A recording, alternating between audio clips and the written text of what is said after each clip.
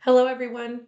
My name is Jasmine, and today for my final presentation, I will be focusing on human resources and employment law, which is the field that I currently work in and plan to continue to work in throughout my career.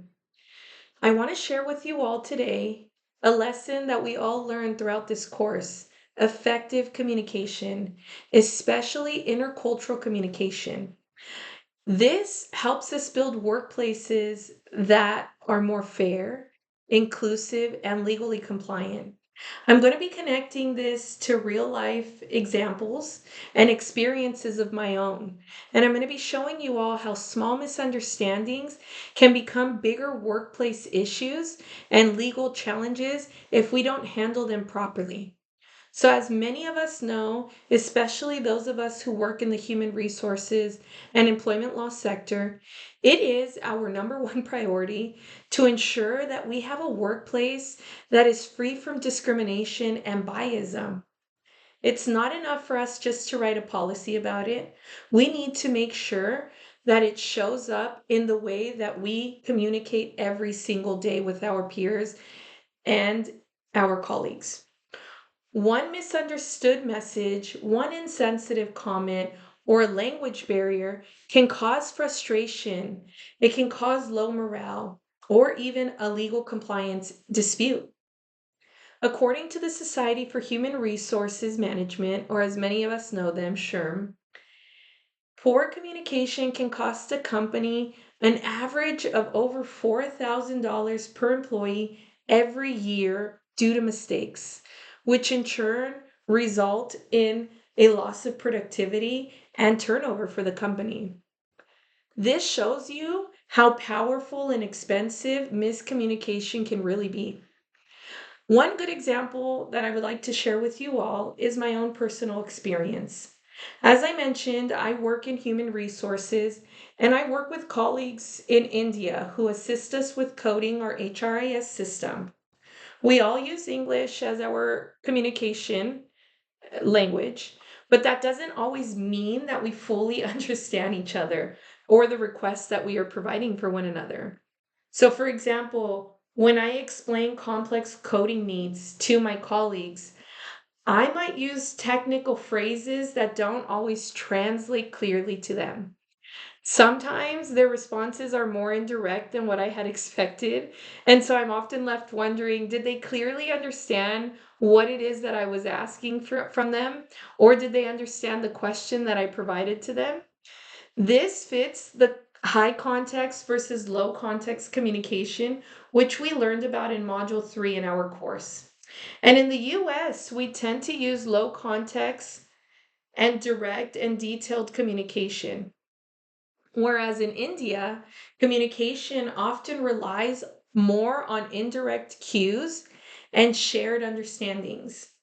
When we do not notice these differences or small gaps, it can slow down our project and damage trust amongst our team. So, one thing this course taught me is that mindfulness and cognitive flexibility really matters. Cognitive flexibility helps me adjust how I explain things to my colleagues. It's even helped me in my communication with my family. And mindfulness helps me stay present so that I ensure that I fully listen and ask clarifying questions instead of assuming that I understood what is being told to me. In my team, using visual aids has been the most helpful for us to ensure that everyone understands what is being asked of them and what is being explained. So we use things such as flowcharts or step-by-step guidelines in order to bridge gaps when explaining complex tasks. Another simple tool is just pausing and rephrasing something that feels unclear to maybe myself or others on the team. This is even more important in today's post pandemic world where many of us work on a virtual basis and communication happens remotely, which means we lose a lot of our nonverbal cues because oftentimes we have our cameras turned off, or you might not be able to see the hand gestures or read my body language through a camera. SHRM says that organizations that train employees in clear communication and cultural awareness see higher retention and fewer workplace conflicts. According to Deloitte, diverse teams that feel included and heard perform up to 35% better than less diverse teams. That is astonishing. All of this ties directly back to employment law. So, clear, respectful communication helps prevent misunderstandings that can turn into legal problems. For example, miscommunication can lead to biased hiring decisions, unfair performance reviews, or conflicts that become formal complaints. Federal laws like Title VII of the Civil Rights Act protect employees from discrimination based on race, national origin, or language barriers. The EEOC explains that open, consistent communication helps employers stay compliant and resolve problems early. So, communication training isn't just a nice extra training to throw in there for our employees. It's part of staying legally compliant and building a safe and fair workplace for all. In my area of law, I have to think about several perspectives. And when I say area of law, I primarily mean human resources. Employees who need to feel respected and safe, managers and human resources who handle feedback and conflict resolution, regulators like the EEOC who make sure we follow the law, and the organization as a whole, which risks its reputation and budget if we fail to communicate fairly. Many of us in this class have expressed that we want to or are currently working in human resources, compliance, or management. So much of our success will come down to how well we communicate across cultures, across departments, and across differences.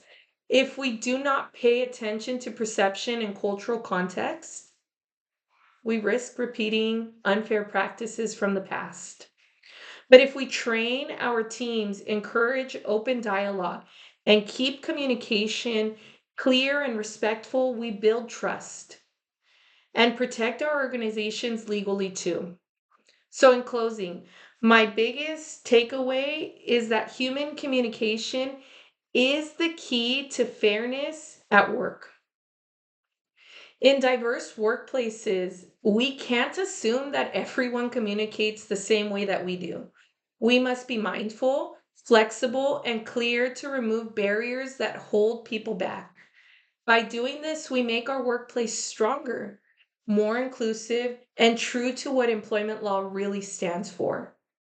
I thank you all so much for listening today, and I hope that everyone has a safe and fun summer. Have a great one.